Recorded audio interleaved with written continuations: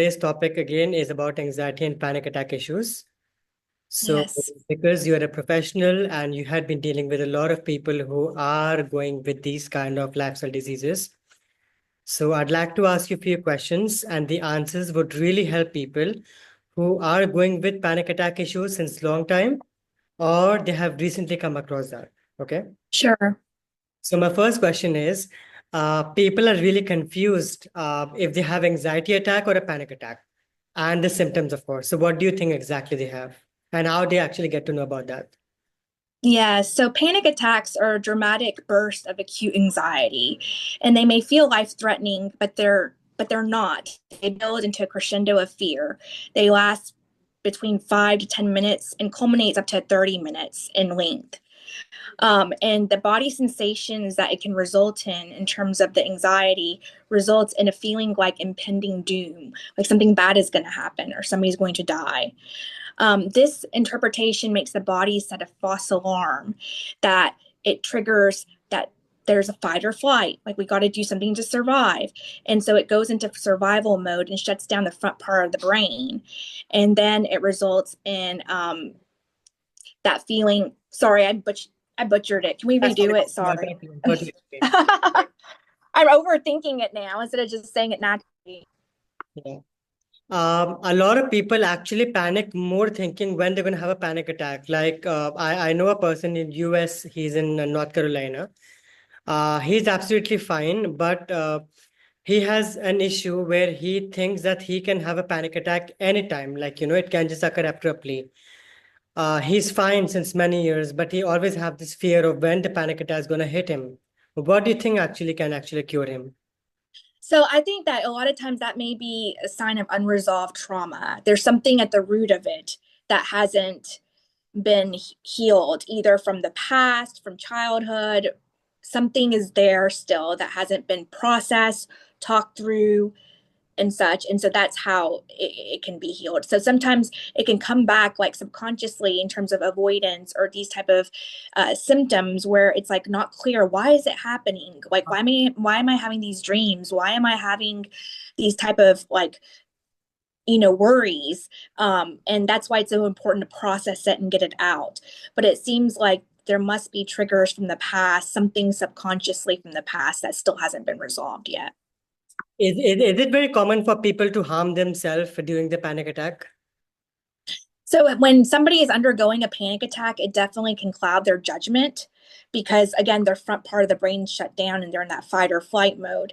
And so it can result in impulsive behavior because as you were saying, when you were panicked, like it causes such an overwhelming feeling that I am dying. Like there is something, wrong. And that feeling can be so like overcome somebody that it can result in wanting to do something impulsive like self-harm, wanting to feel some type of a physical pain in order for that emotional pain to go away, or to ground oneself to feel like I am here now, like is this real, is this not real, because as we discussed in the past it can lead to catastrophization, depersonalization, um, That's really scary. and That's yeah, really. and it's a very very scary feeling. That's correct. I used to have that since childhood, but I never realized going to be panic attack issues. So when I had this panic attack issues and I had the depersonalization issue, I literally used to slap myself thinking, is it actually real? Because it lasted for a longer period of time. Uh, Nocturnal panic attack, like we discussed in the last podcast, is something like people wake up in fear. And I think people who have depression problems, they are still going with it. What is an easy definition of nocturnal panic attack and what are the symptoms according to you? So, like you said, nocturnal panic attacks are basically panic attacks that occur at nighttime, in the midst of sleep. And like I said, sometimes subconsciously, like these type of dreams, nightmares, or just that sensation. We may not even be dreaming, but it's like telling our body something's not right, something is wrong, and activates it. And it happens during non-REM sleep. What it is very uncomfortable because it makes people start having a fear of falling asleep and staying asleep. Yeah. So the way to kind of get through it is to calm down the sympathetic nervous system, do things that are grounding in the evenings, whether it be some type of a routine like Epsom salt bath, hot shower, using a book instead, staying away from screen time for like an hour before bedtime, and doing something calming, sometimes listening to music or just writing down thoughts and such can be very, very helpful with it. But just kind of keeping this routine, because usually if the body, like I said, thoughts have a very big way of influencing our feelings and then manifest like what's going to happen. And so if our thoughts are more calm and settled, we get out those worries in a different outlet or different way, it can help calm the mind down and anchor it to have good sleep. Also, there's weighted blankets. I don't know if you've heard, but they're like 10-pound weighted blankets one can put on our body, and it kind of mimics like the womb and such. And so sometimes if people wake up abruptly in the middle of the night, like, in a panic or a state, like it can kind of help with calming that down and preventing that from happening. We very much are like social emotional beings, and we really do have to kind of ground ourselves in the five senses to calm, to make it be calming and soothing. Modern society and how technology is, it can really be confusing to our nervous systems. Yeah. But Annie, doctor, do you think that apart from hot water, cold water also helps you? Like I've heard like people splashing the cold water on their faces in order to wake them up. Like if it comes to me, so I think a few months back I was in the restroom and all of a sudden I had this panic attack because the restrooms are very close. Like it's a powder room basically. So I had this panic attack issues and I thought I'm not able to breathe, and I literally had felt like my breath has stopped. So I had to splash some cold water in my face and literally slap my face in order to wake myself. So you think people should have cold Yes. or hot water? What do you think is better? Warm water helps relax the nervous system, right? Cold water, there are benefits to it. Like you said, the example you gave, it helps to ground, to make us be present. Like, okay, like I feel the cold water upon me. Like, this is my reality type of thing. Cold water also helps with the thing about uh, dopamine is a neurotransmitter that we use that motivates us and that we get from connection and from movement.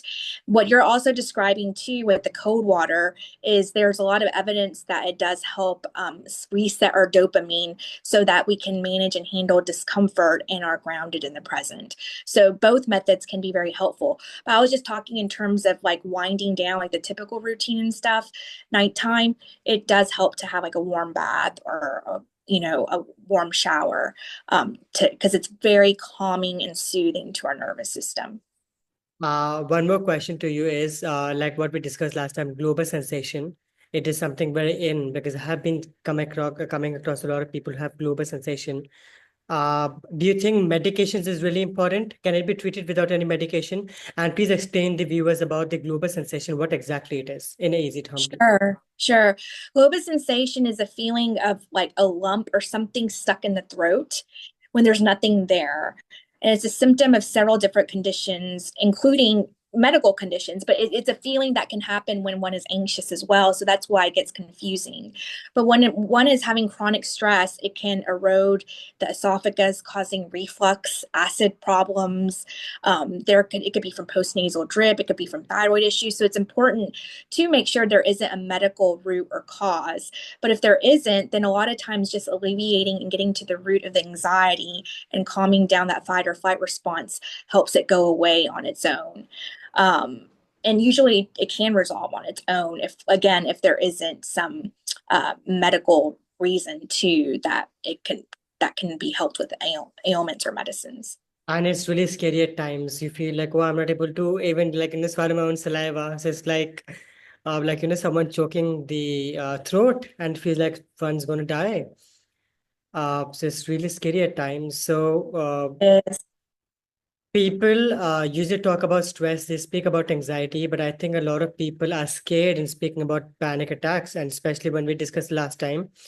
There are different kind of phobias, but agoraphobia is something that kills people. Like when it comes to me, it took me 2 months to get out in the public, you know. In fact, even now, if I want to travel somewhere, that's a distance of 1.5 hours. So I feel like staying back home.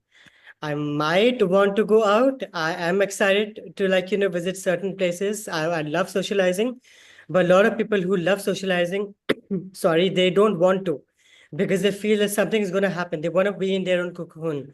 What do you think would be a best option to avoid the agoraphobia? Agoraphobia is very hard because it's like our like the body, the fight or flight telling us something's not right, and so it causes us to be stuck or frozen or and it's just this intense fear. What can help is going out and doing things with somebody else, with a family. That can help, and also planning very baby steps, like just it doesn't mean having to go out to a public place or anything, but it could just mean like going outside for a walk or taking care of the garden or just being out in nature. So making it be reasonable steps of 5 minutes, 10 minutes, and then that's it. But sometimes like it's when we want it to be that, oh, I want to be able to go to this concert or the store, where we make it be such an extreme thing that it's literally impossible, and it's results in paralyzing fear, and it doesn't cause any progression or That is step basically forward. making it a practice of fighting with your own stress and your trauma. It's, Right. we have to make sure that we try to fight with it. Like visit it for like maybe let's say like for 10 minutes or 15 minutes. If you think that you're not able to handle the situation, then you can come back to your place.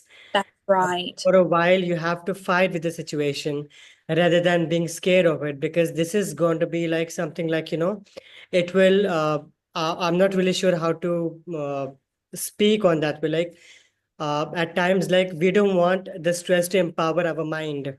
We want to empower Right. positivity more. So, in when it comes to United States of America, like I have been coming across a lot of people who has a lot of panic attack issues. Honestly Right. speaking, if you call about India, you see about United Arab Emirates, you call about Canada, Australia. I haven't come across a lot of people who want to speak on panic attack. But yes, people in United States speak more about this. Uh, Mhm. they have a lot of panic attack issues. Why do people in America has more panic attack issues than any other country? You laugh. It's the lifestyle. It's the lifestyle. It's multiple layers. It's like the culture. For many people, going to America is achieving their American dream, and they may put whatever they have put into what they do for a living or the business or whatever, a lot of sweat, tears, and it becomes a part of their identity. And there's a lack of balance. And so it's easy to I feel like definitely also since the pandemic, lines have been blurred. So boundaries are usually there to protect us, right? That home is home and work is work. And it got more and more blurry, definitely with technology and such. And so it made it be that some people felt like they always had to be on through email, through phone, Yeah. at all hours. There was no break or respite. And then it made it too that people were not taking care of their basic habits or needs. So I feel like what happened is like life jumped 10 years ahead. And again, our nervous system, our brain only knows what it knows for years and years and years, and hasn't caught up to that. So again, the awareness, being mindful, in the routine and stuff is very, very important.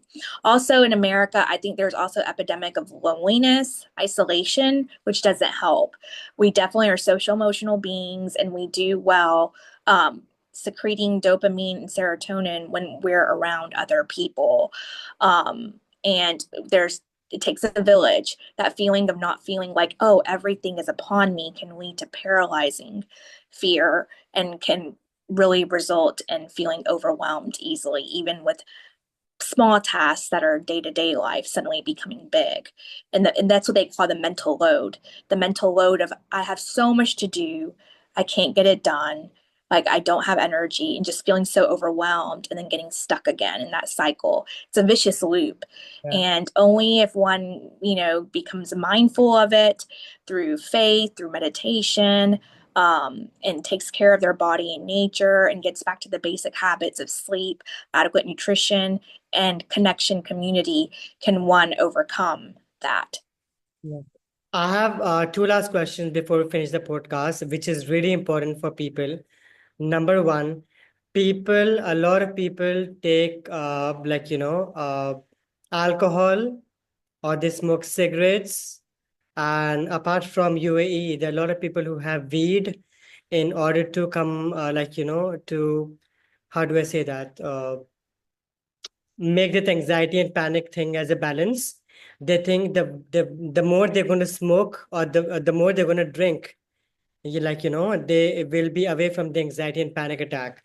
Mentally, subconsciously, they know that they are not in that situation.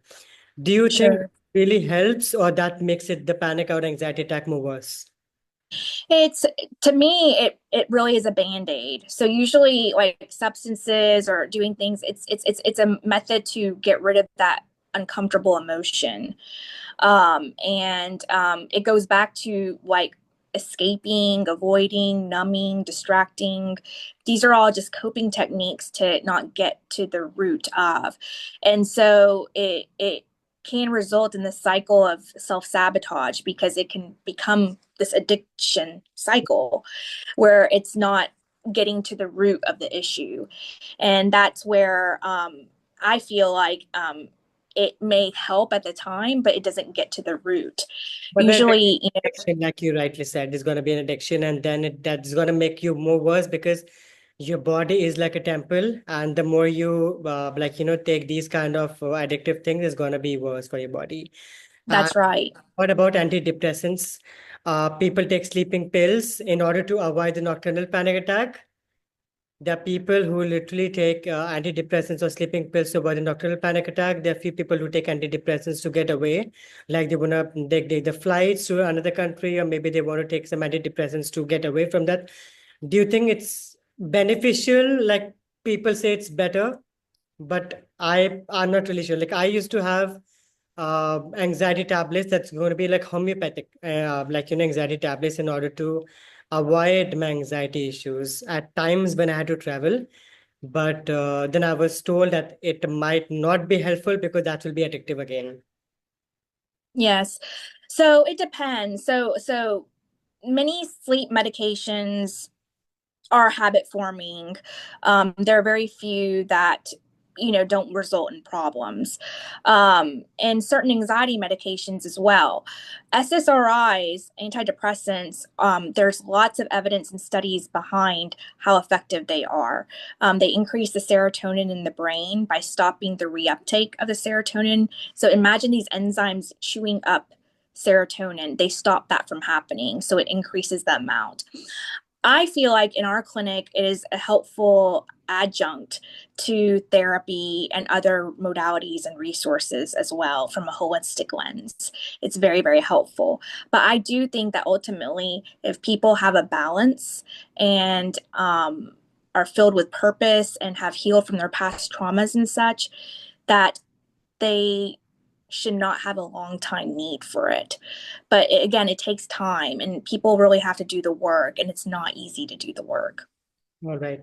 Dr. Annie, thank you so much for your help and your guidance. It was really needed for all the viewers to know exactly.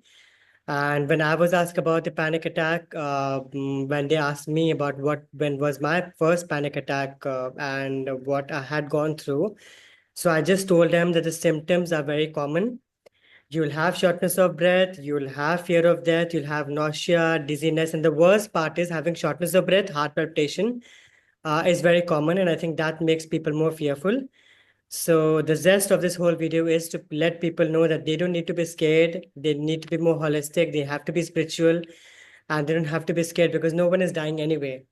Whosoever has to die will die one day, of course. But thinking about dying from this situation is just a thought. So let's bless everyone, that everyone lives a longer life. And of course, there are people like you. There are people like Guru Sufima, who is there to help people, meditating them, making them into more spiritual. There are people like you who help them, get into the CBT to help them get it out of the situation. So thank you so much once again. for Thank you. the guidance and your help, and hope that people get away from all these lifestyle diseases, and hopefully they'll be absolutely fine, fantastic. And if they need any guidance and help, so of course we and you are there to help them anytime, anywhere. Yes, yes. I just want people to know mental health is just as important as physical health, and everybody has it, to break the stigma from it.